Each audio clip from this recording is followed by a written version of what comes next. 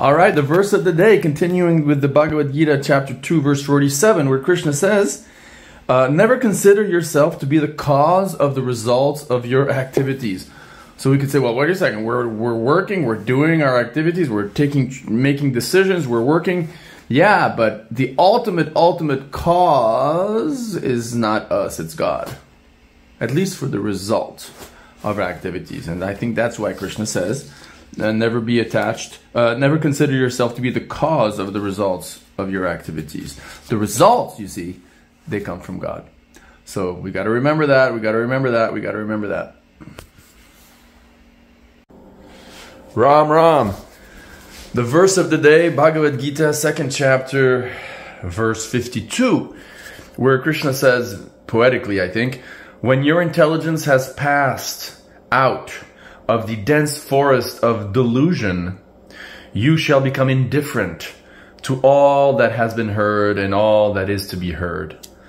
So in other words, when we become more and more God conscious, the ups and downs of this material world, the bad talking of this person or that talking of that person, the politics, you name it, won't really affect us because we'll be fixed in our devotion to God. And but for that we have to, come out of the dense forest of delusion, and we all know how dense that forest is.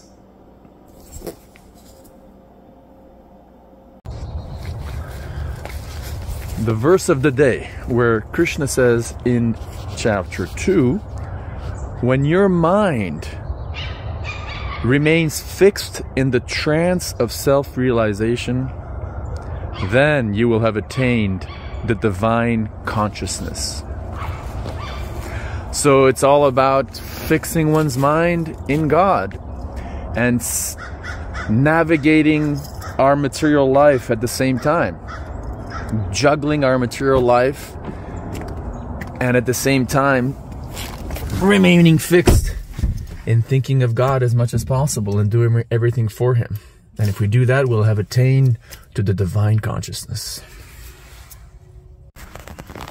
The verse of the day is actually a question that Arjuna asks Krishna. He says, what are the symptoms of one whose consciousness is thus merged in transcendence? How does he speak and what is his language? How does he sit and how does he walk?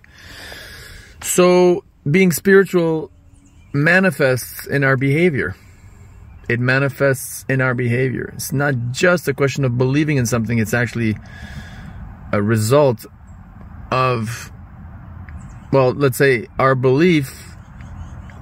Our consciousness manifests in behavior. Hare Krishna. The verse of the day, Bhagavad Gita, 2nd chapter, verse 57, 58. If you like turtles, this is the verse for you. One who is able to withdraw his senses from Let me do that again.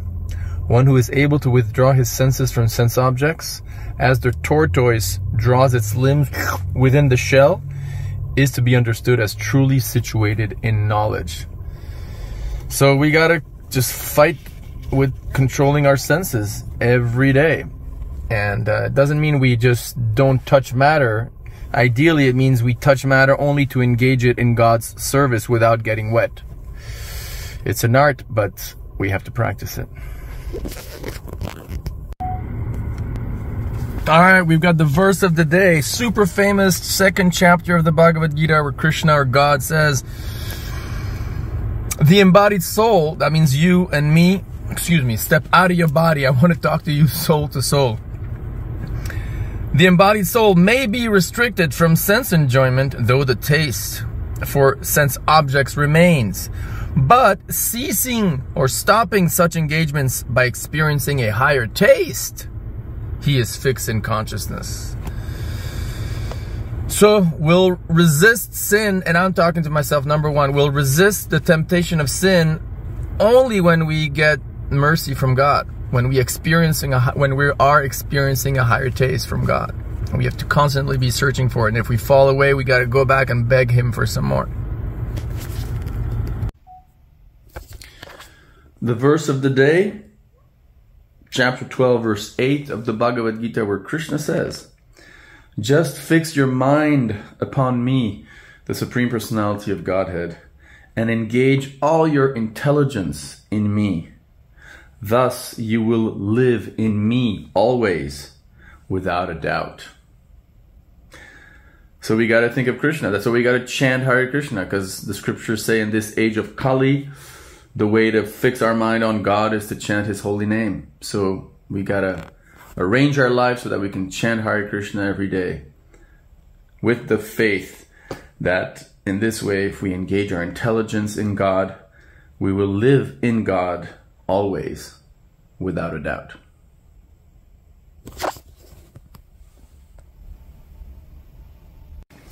All right, verse of the day from the Bhagavad Gita, where Krishna says, "I am the ability in man." Today in America is the day where everybody and their grandfather watches the Super Bowl, and I'm going to have a hard time resisting because I'm attached. I like to watch the Super Bowl. And so I'm going to try not to watch it. And if I watch it, I'm going to try to remember this verse. I am the ability in man. So whenever there's a touchdown, whoever wins, whatever that great ability is that I see, that's Krishna. We should try to connect everything with Krishna. The verse of the day, which is a verse that actually Christians actually believe, I would say. They cannot deny it. Krishna says, "It should be understood that all species of life," so not just human beings, all species of life, O son of Kunti, are made possible by birth in this material world, and that I am the seed-giving Father that are in heaven. So yeah, the idea that the absolute truth is ultimately personal, is ultimately a person, is the foundation of the theology of personalism, where you believe that conscious individual personhood is at the foundation of reality, including of God's identity. So all glories to the idea that God is not only an energy, but that He's a person. Because that means we are persons also, and we can love.